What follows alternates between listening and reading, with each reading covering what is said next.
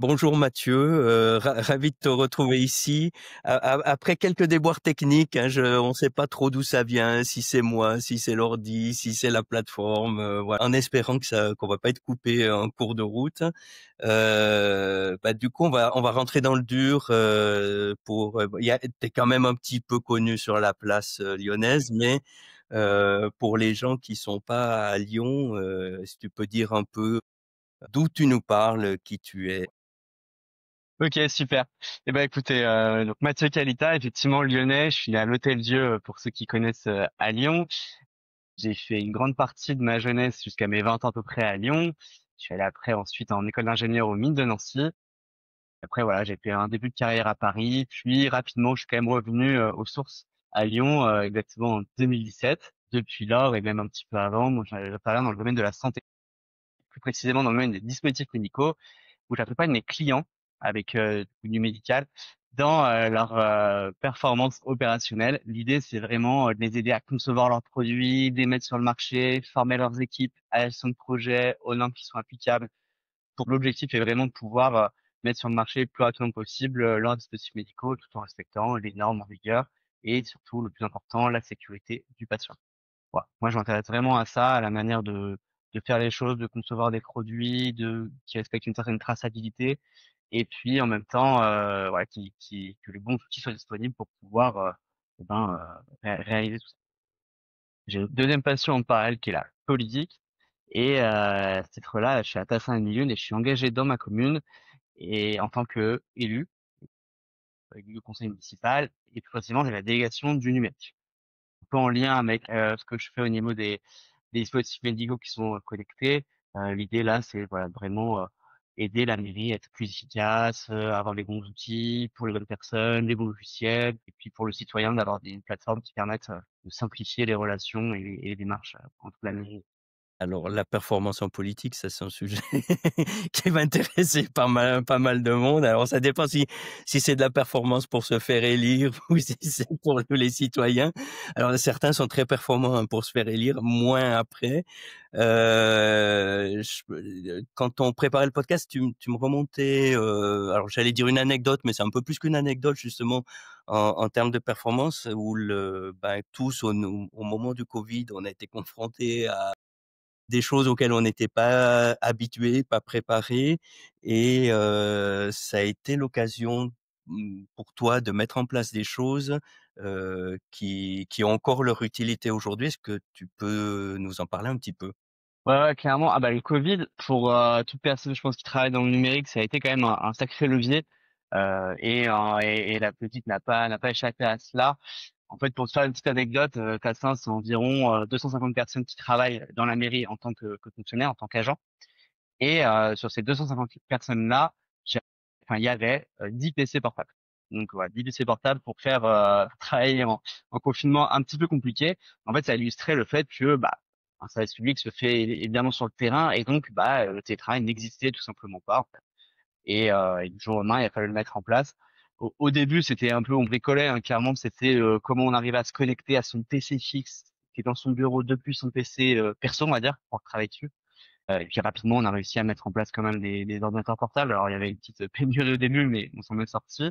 Une petite anecdote, c'est qu'il n'y avait pas de logiciel de visio en fait. Au début, je bricolais, j'avais mis je crois, en place Webex, et puis après voilà, je mettais des outils un peu maison. Mais on a un peu testé, je crois, que j'ai pu tester tous les logiciels de visio possibles à cette époque, juste à en mettre en place un de manière pérenne avec la solution bureautique qu'on avait, quoi, en l'occurrence. Mais au début, c'était vraiment ça.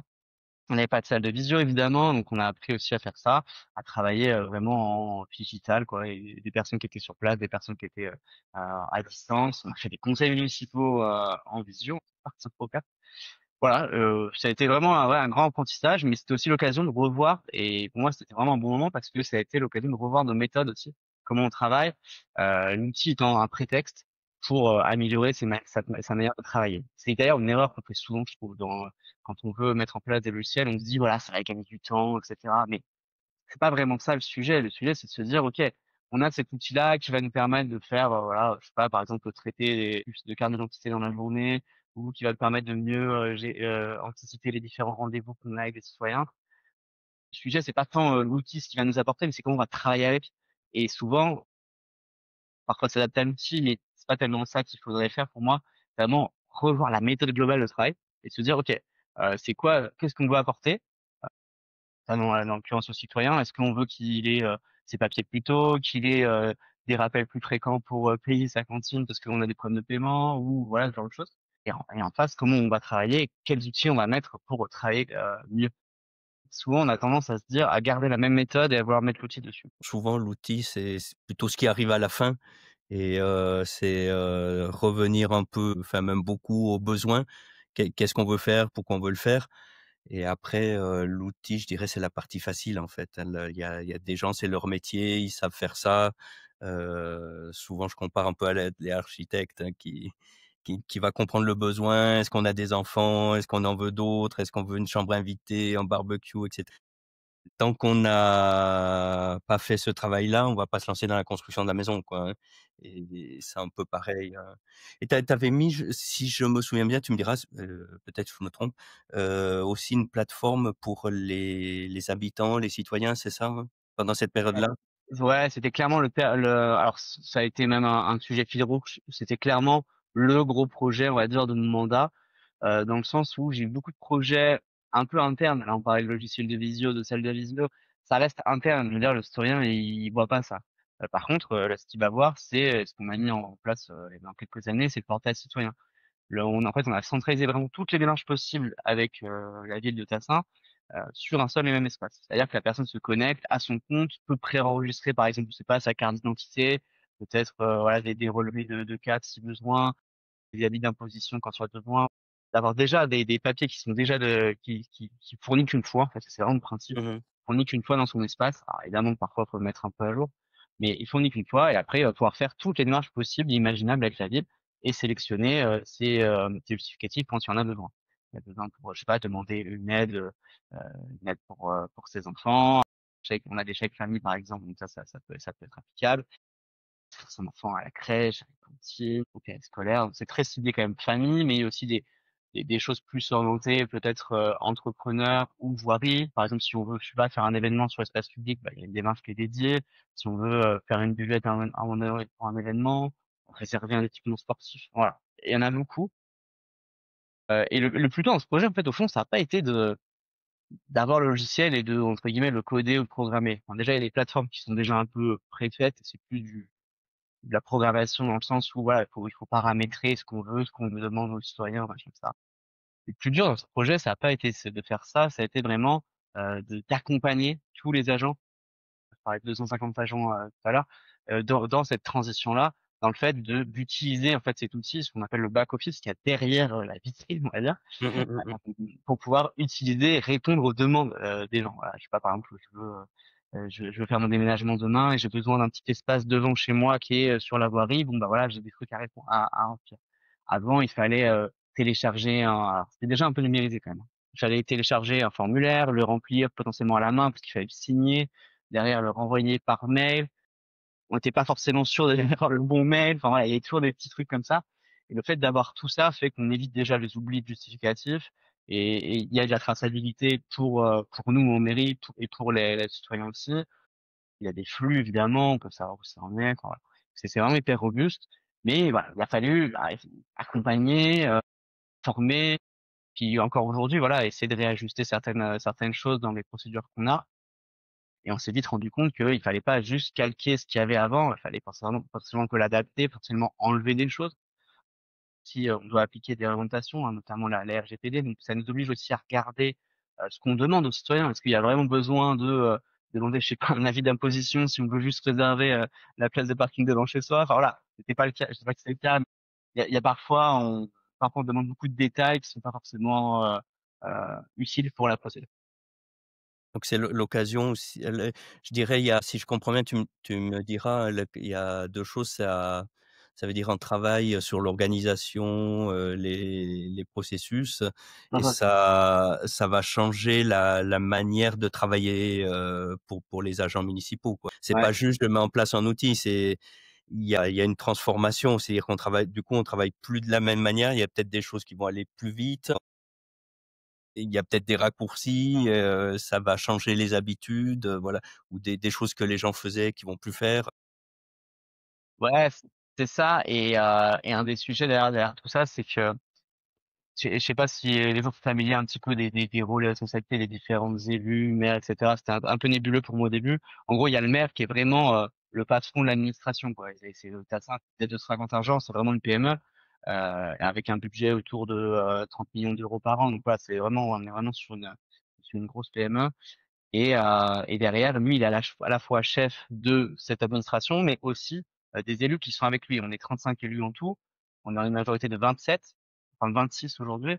Et dans ces 26-là, on a 10 adjoints. Et le maire leur donne des délégations. Il peut aussi donner des délégations à des gens en plus, parce que les 10 adjoints, c'est réglementaire, on peut pas faire plus. Et du coup, il peut désigner des conseillers municipaux délégués en leur donnant des délégations précises. C'est mon cas, on est 5 dans ce cas-là. Et moi, j'ai la délégation du numérique. Et je suis relié à un adjoint qui est l'adjoint aux finances. Il a finance, RH et numérique. L'idée, bah, il m'a quand même délégué beaucoup la partie numérique, il est quand même plus focus finance. Il y a quand même un lien à faire parce que souvent on me dit, bah voilà, les outils informatiques c'est bien, mais quid des gains de productivité? C'était un sujet un peu qui revenait. Alors dans le public, les gains de productivité, bon, c'est toujours quelque chose un peu compliqué à estimer, mais c'est vrai que c'est un truc qui m'a animé un peu sur tout le mandat de se dire, ok, on met en place des choses, ça a un certain coût, hein. Il faut pas se leurrer, hein, les outils ont un coût et surtout, je trouve la mise en place de ces outils et la maintenance ont des coûts. Donc c'est des coûts vraiment de fonctionnement. Pareil, en mairie, il y a deux principes. Il y a tout ce qu'on met en investissement et tout ce qu'on met en fonctionnement. L'investissement, ça va être, par exemple, je sais pas, des écoles, des gymnases, des stades, des trucs sur du long terme où tu peux emprunter et où tu peux être d'ailleurs déficitaire. Enfin, au moins, tu peux avoir recours à l'emprunt. Par contre, le fonctionnement, c'est tes salaires, c'est je sais pas, ce qui est propreté de la ville, etc. Ça, c'est vraiment du fonctionnement. Et un des sujets qu'on a eu en informatique, c'est que finalement, le marché je pense que vous l'avez tous un peu remarqué, il est passé vraiment de l'investissement au fonctionnement, dans le sens où avant, on achetait des ordi, alors c'est encore aujourd'hui, hein, sur du long terme, 5 ans, 10 ans, on achetait des licences Windows sur du long terme, on achetait des logiciels pareils, alors qu'on mettait sur nos serveurs, etc. Petit à petit, le marché, il est passé vers ce qu'on appelle le SaaS, Software as a Service, des licences finalement. Et ça nous a posé un peu de problème au début parce que on est passé du coup d'un investissement parce qu'on investissait dans des logiciels à du fonctionnement parce que c'est du mensuel.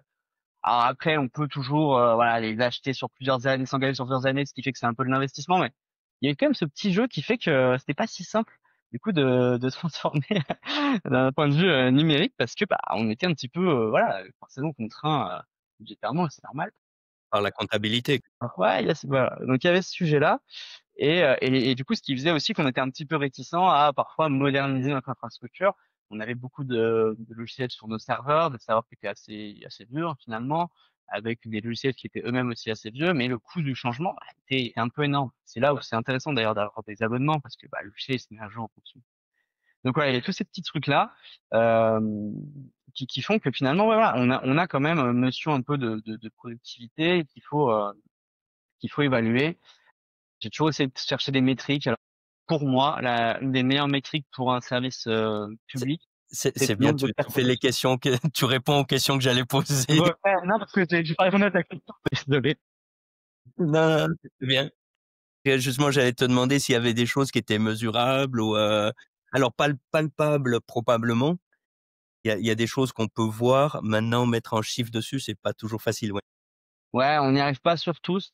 Moi, ce que je disais à chaque fois aux agences, c'était bah forcément l'informatique parfois fait peur. Et on se dit bah voilà, on va être remplacé par une machine, etc. C'est de plus en plus vrai avec l'IA, mais au fond, de toute façon, on peut pas faire de plan social dans une mairie. Donc, ça me paraît compliqué quand même de supprimer des postes. Là, c'est juste voilà, parfois il y a des réorganisations etc qui se font, mais le sujet n'était pas là. Pour moi, je leur disais, ok, on me remonte tout le temps que tout le monde a trop de travail, etc. Bon bah très bien. Dans ce cas, ces logiciels-là, ils vont permettre d'être moins overbookés et surtout sur des tâches qui sont des tâches purement administratives dans le sens où c'est de la ressaisie. Ça a été mon combat pendant tout le mandat, c'est de se dire on va éviter de ressaisir quoi, que quelqu'un te donne Heu, par papier que tu saisis sur un logiciel. Ça, il y a rien de plus horrible. Et donc tout mon mandat, ça a été c'est sur pénible, c'est d'avoir source d'erreur. c'est source d'erreur, c'est long, voilà, d'avoir l'interopérabilité et surtout je leur disais, bah voilà, moi je veux que vous ayez moins de temps ou à passer à taper, à faire de la ressaisie, comme ça vous avez plus de temps pour répondre aux citoyens et à aider ceux qui ont besoin. Mmh, mmh, mmh, mmh, mmh, mmh. C'était vraiment ça le sujet. Et ça a été le sujet du portail citoyen parce que nous, on se disait, bah voilà, toutes les personnes, en général, c'est quand même les plus jeunes, hein, qui sont à l'aise avec les outils informatiques et qui vont pouvoir faire tout ça en autonomie, bon, bah eux, ils vont pouvoir le faire chez eux à 20 heures dans leur canapé un dimanche. Ils ont pas besoin de se rendre en mairie comme avant. Et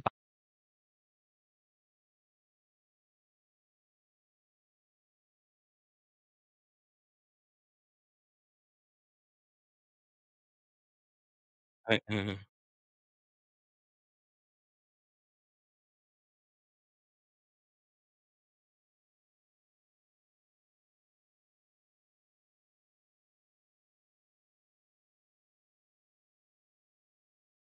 il y a 2-3 ans, je sais pas si tu avais fait refaire ton passeport ou ta carte d'identité, c'était compliqué parce que les gens l'ont pas fait en 2020. Et donc après, ça s'est reporté sur les années d'après. Et en mairie, on était toujours un peu en rade de rendez-vous pour refaire ses papiers. Donc là, voilà, le fait d'avoir une procédure, d'ailleurs, on a mis en place ça assez rapidement, de pouvoir faire une sorte de pré-demande. Toutes les documentations, elles sont déjà livrées avant le rendez-vous, fait qu'on accélère beaucoup plus le rendez-vous. Le rendez-vous, il sert juste à vérifier la vie de la personne. Et voilà, on y va. Faut éviter que les gens Ouais, se ouais. rendent en mairie pour avoir un agent qui capte des trucs. Ça, c'est un truc qu'on voulait vraiment éviter. Ouais, ouais, ouais, c'est vrai, vraiment intéressant, ouais. Ouais. Ok. Justement de voir un petit peu ce qui se passe derrière la mairie, parce que c'est Mm, pas toujours ce qu'on voit aussi. Sur comment ces sujets de performance opérationnelle, dans un monde plus professionnel, est-ce que tu pourrais nous parler d'un peu de ce que tu as vu? Comment tu abordes le sujet? Voilà. Tu veux dire dans mes expériences là avec mes clients? Oui, soit dans ton entreprise actuelle ou soit dans des missions, passées? C'est marrant parce que souvent on a tendance à opposer un peu les deux mondes, hein, le public, le privé, mais quand même des trucs qui ressemblent, hein. Il y a quand même des trucs qui ressemblent et notamment qu'on retrouve alors, dans beaucoup d'organisations, surtout plus anciennes, c'est voilà, ce fonctionnement un peu en silo. Dire voilà, en mérite, c'est ça, hein, on a une direction avec des services, boum, ils travaillent un petit peu les uns entre les autres, mais avec les autres, mais c'est toujours quand même plus compliqué parce qu'ils sont pas dans le même service, dans la même direction, ils sont pas dans le même bureau. Et ça, c'est quelque chose que je retrouve aussi chez mes clients en fait. Dans le médical, c'est vrai que bon, en gros, quand on est en conception de dispositifs médicaux, il y a les quatre grosses fonctions. Je schématise, désolé pour ceux qui sont un peu spécialistes du secteur. Mais en gros, il y a vraiment la recherche et développement qui va avoir le rôle de conception, rédiger des documents d'entrée, faire des tests, etc. Il y a la qualité qui va voilà bâtir les procédures de l'entreprise et qui va faire en sorte que tout soit bien respecté, bien signé au bon moment, dans le bon ordre, etc. Et puis, il y a le service plutôt réglementaire qui va lui s'assurer que les exigences pour le marché du Japon ou pour l'Australie, pour les États-Unis, l'Europe, bah voilà, c'est bien respecté. Tout le produit respecte bien tel truc, il y a les preuves qu'il faut. Et il y a aussi tout ce qui est évidemment production, là qui vont s'assurer bah, que le produit qu'on conçoit est bien industrialisable, qu'il va bien être fait dans tel temps, machin, repérer quelques incohérences. Et finalement, c'est ces quatre fonctions. Alors, elles travaillent ensemble au quotidien, mais il y a quand même des réflexes de chapelle parfois. Je le vois chez certains clients, tu vois, même dans des clients qui travaillent en open space. Même dans les open space, il y a, alors parfois c'est pas un open space grand et enfin énorme, mais il y a parfois des petites salles, t'as des mini open space comme ça. Mmh mh, mmh. Comme par hasard, tu vas retrouver un open space où tu auras que qualité ou que réglementaire, un open space que tu auras que la R&D d'un côté, que le soft de l'autre. Enfin voilà, c'est assez marrant, c'est que voilà, finalement, t'as quand même des réflexes dans votre chapelle un peu partout. Après, c'est humain, en général, on se met, entre guillemets, avec les gens qu'on comprend bien, etc. Donc ouais, c'est clocher de stylo qui est quand même encore un peu là. Voilà, en gros, c'est ça, hein, le truc que je remarque qui ressemble un petit peu et qui pourrait être amélioré en termes de perf. C'est ça que je trouve un peu dommage, voilà. C'est que, bah, souvent, chacun a un peu ses combats et ses priorités qui sont pas l'une des uns des autres, qui sont pas la même direction. Parfois, dans certains groupes, c'est même pas, enfin, comment dire, les directeurs ou les vice-présidents sont pas exactement au même endroit dans l'organisation, dans le groupe. Ce qui fait que Mmh. parfois, bah voilà, t'as du mal à comprendre et la problématique, moi, je trouve, de but commun, elle est parfois un peu dure dans des groupes un peu plus gros. Dans les startups, je pense que ça me paraît assez évident, ça marche assez bien. Mais dès que l'organisation grossit, t'as l'impression que parfois, bah, est-ce que c'est des jeux politiques? Sans doute, hein. Mais voilà, des trucs qui ne vont pas toujours dans le même sens et qui seraient dans le sens, dans l'occurrence, là, dans notre cas, du patient. Et ça, c'est vrai que, enfin, ou du moins, on peut parler de business, hein, même si c'est de la santé, voilà, mais business, mais aussi réputation. Et des fois, cette notion, elle sort un peu des têtes des gens, quoi. C'est un peu, voilà, attends, c'est mon document à tel moment, à tel endroit, machin. Voilà, je trouve ça, c'est dommage. Et ouais, donc les leviers de perf, pour moi, ils sont ici, quoi, les leviers de performance. Est-ce qu'il faut une organisation horizontale? Je suis un peu de cette obédience-là, mais après, voilà, c'est quelque chose qui peut se débattre et de se mettre en place, mais au moins converger vers un but commun et puis essayer de casser toutes ces barrières. Et c'est d'ailleurs ma mission, elles sont souvent là-dessus, hein. Clairement, c'est même si je suis pas, je pense pas exactement ça. À la fin, je me retrouve dans des organisations où le but c'est de faire parler les gens en fait. Le fait d'être externe facilite évidemment parce que tu n'as pas de barrière, tu Ouais, arrives ouais, un ouais. peu partout. Mais même si tu as un client qui fait que bah forcément Mmh. t'es quand même dans une chapelle, pas dans l'autre, mais quand même, voilà, t'arrives à ouvrir des portes comme ça et je pense que c'est une des grosses valeurs pour les consultants de ce secteur, en tout cas pour ceux qui essayent de percer là-bas. Pour avoir été longtemps dans une multinationale, après il y a des choses qui sont un peu inhérentes à la taille aussi, hein, mais Bien sûr. justement quand tu as ces silos, et chaque fois à différents niveaux, hein, tu retrouves la même c'est un peu comme les fractales, hein. Quel que soit le niveau, tu retrouves, toujours la même problématique et tu du coup, tu es obligé de mettre des structures transverses qui vont faire un peu la colle, entre tout ça. Mais, voilà, dès que tu as des organisations complexes, de toute façon, c'est un petit peu inévitable, mais mettre de la fluidité après des fois, c'est juste travailler de manière intelligente, hein. Ah bah oui, oui, De dire: «Bah, mon précaré, c'est ça. Voilà, je vais peut-être déborder un petit peu ou donner un coup de main au collègue ou lui passer l'info. C'est peut-être pas exactement sur ma frontière, mais voilà, on va gagner du temps, et tout le monde sera plus content, ça va coûter moins cher». je pense que ça s'applique à énormément d'organisations, en tout cas celles que j'ai fréquentées, c'était la capacité à sortir de son cadre et aller un peu déborder. Je pense que c'est une vraie plus-value pour n'importe qui. Et c'est dommage parce que c'est pas bien compris. C'est bien compris des consultants, évidemment, parce qu'ils se trouvent là, Mmh, mmh mh. mais beaucoup moins des salariés et c'est dommage parce que il y a quelque chose à faire. D'accord, d'accord.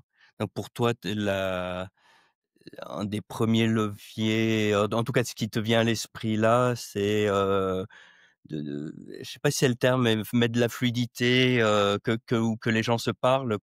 C'est ça. Casser les frontières, briser les silos.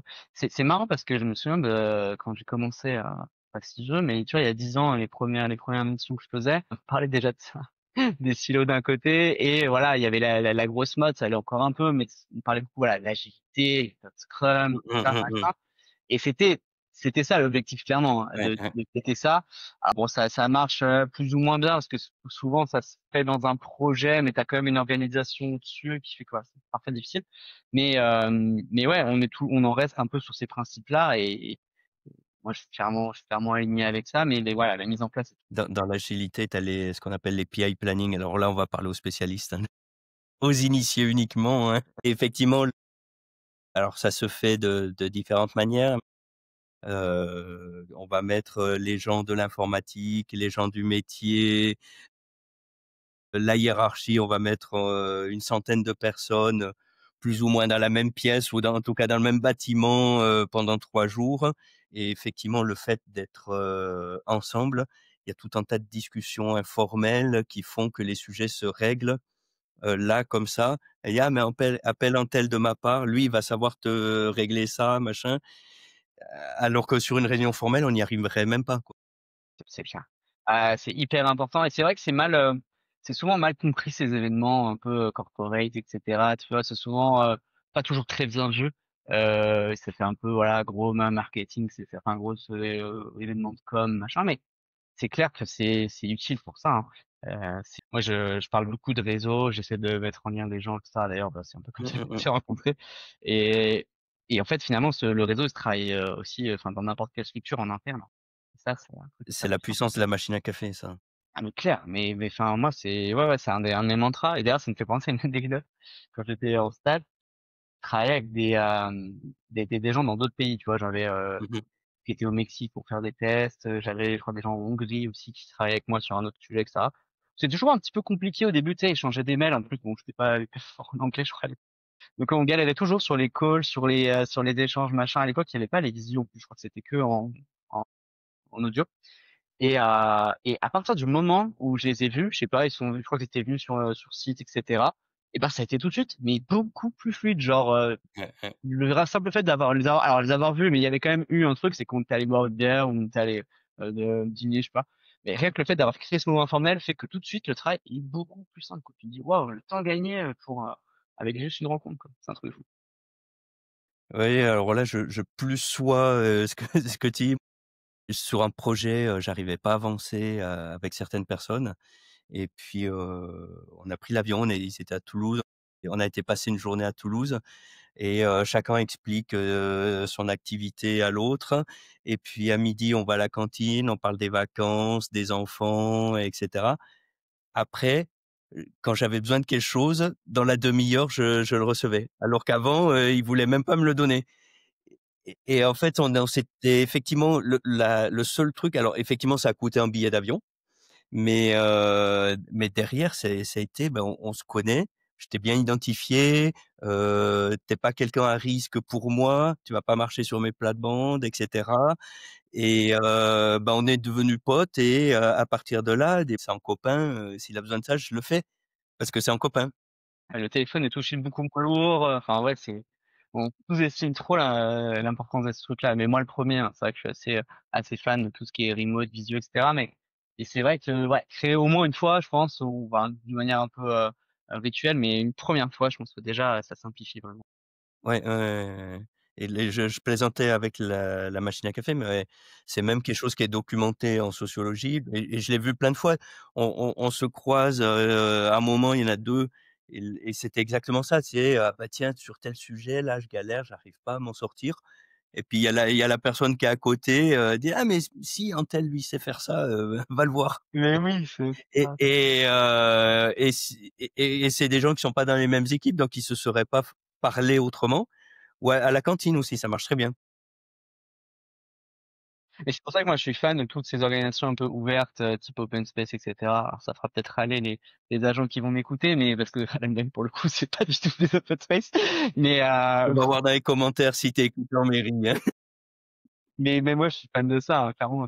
Mais un jour, je pense que c'est un autre truc que j'essaierai de mettre en place pour ça en fait, pour que les gens Ouais, puissent se mmh parler, pas pour des logiques de contrôle et tout, parce que c'est vu comme ça voilà, et on va regarder ce que je fais sur mon PC. Non, c'est pas ça. Pour que le fait de se voir fait qu'on va potentiellement plus échanger. ouais, Ouais, il y a des phénomènes assez intéressants. Là, je suis chez un client où il y a toute une partie de comment dire l'open space. T'es obligé de passer par eux pour aller, tu vois, à la cafette.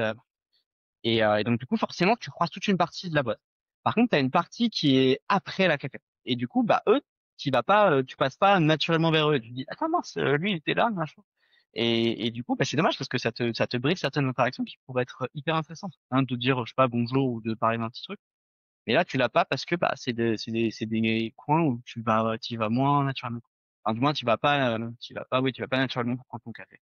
ouais, c'est intéressant. Je crois que c'est Apple, hein, qui avait même, théorisé ça, Ouais, leur siège social qui est circulaire et du coup pour, aller d'un endroit à l'autre, en fait, tu es obligé de traverser, d'autres open space et ça me cetera parle. et forcément les gens se croisent.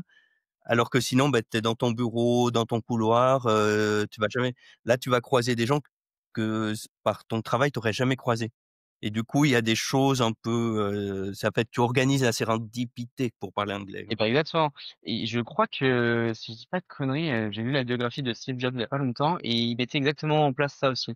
Genre, il y a une espèce d'agora au milieu du site où tu étais obligé de passer par là, en fait. Et donc, forcément, tu croisais des gens. Ouais, c'était vraiment pas, je trouve ça vraiment hyper intéressant. Et ouais, de forcer ça pour, du coup, forcer un peu les interactions. D'accord. Ouais.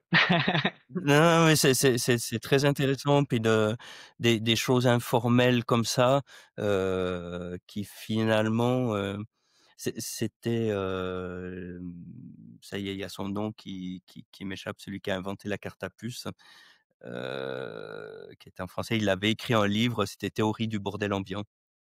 Oui, oui, oui, bien sûr. Moreno, voilà.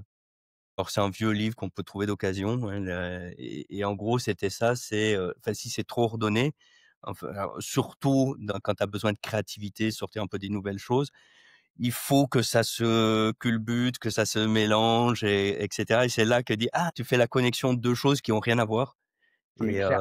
Et là, c'est pareil au niveau des personnes, quoi. Non, non, mais totalement, totalement. Ça et puis voilà, toutes les occasions de créer du lien. Tu vois, j'ai fait un de mes stages de césure chez Decathlon à Lille et un des grands principes qu'ils avaient, c'était toutes les réunions un peu, tu vois, d'équipe étaient précédées par un moment de sport.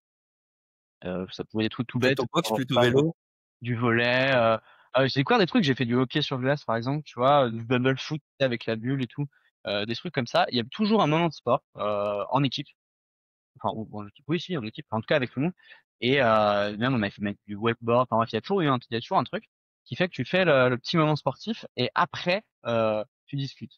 Mais je trouve que mine de rien, rien qu'un truc, genre bah tu fais du sport forcément, t'as transpiré machin etc. Donc tu prenais toujours ta douche machin ça. Moi j'étais jeune stagiaire, je voyais tous mes chefs à poil en train de prendre leur douche machin.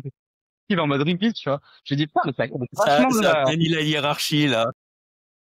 C'est con, hein, mais je trouve ça fou, quoi. Je me dis, waouh, ça peut être tout de suite tout. C'est pareil quand on faisait pas mal à cette Je époque connaissais pas, ouais. de foot en salle aussi. Pareil, enfin, je trouve que ça casse vraiment tout aspect de hiérarchie et puis ça simplifie tous les échanges. Enfin, sans être à poil, mais je veux dire, le fait de partager des choses ensemble et voilà, d'une manière simple, quoi. Puis ça met tout le monde au même niveau et pas que tu idéalises moins, mais moins sur un pédestal des gens à qui tu n'oses pas parler, tu vois. Tu te dis, ah, putain, c'est moins de plus 2, plus 3, voilà, je vais jamais arriver à lui parler. Bah, le fait d'avoir fait du sport avec lui, d'être dans son équipe, ou même d'être avec lui, je sais pas, de lui ramener un peu, tu vois. Bah, je sais pas, ça pète un peu ce truc-là, et ça remet un peu tout le monde au même niveau, et que ça aide les gens à se parler. Parce que je trouve que c'est un peu il y a le sujet dans les deux sens, quoi. Bon, là, quand t'es un peu au bas de la hiérarchie avec au-dessus, mais même quand tu montes un peu, moi, je le vois un peu en tant qu'élu, je vois bien qu'il y a des agents, ils osent pas me parler. Je me dis, mais c'est quand même dommage, quoi. Enfin, genre, j'ai l'air plus jeune, tu vois. Là, tu vas installer des Eh, douches à la pas mairie. grave, je veux dire, oui, ok, chacun a ses rôles, mais c'est vrai que c'est la première fois que je Ouais. vois ce truc dans l'autre sens. Avant, moi, c'était plutôt moi qui faisais qui avait du mal, et je me dis, putain, mais ça m'arrive maintenant dans l'autre sens. Et ça, et ouais, c'est compliqué, mais je la vois tout de suite, enfin, la barrière.